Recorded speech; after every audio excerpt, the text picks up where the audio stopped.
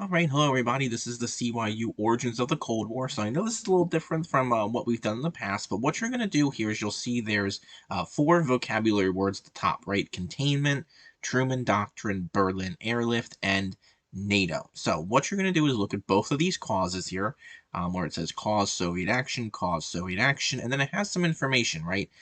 Soviet leader Joseph Stalin refused free elections in Eastern Europe and set up satellite nations. And then the second one here, Soviets blockaded Berlin for almost a year. So what you're going to do is think about these terms and think about where they should fall, right? What actions did the United States take? So you'll see our four terms, right? So you're going to put those terms where they go. So it might be a little tricky to navigate, but if you click on the page and then you tab over, you can write right underneath it.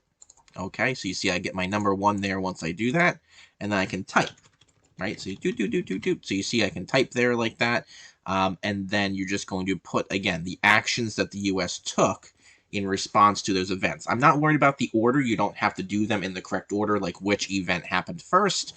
But if you want to do it that way, that's fine as well. But as long as you put the correct events with the correct responses to Soviet actions, that'll be great. All right. And we'll go over this in class if you have any questions.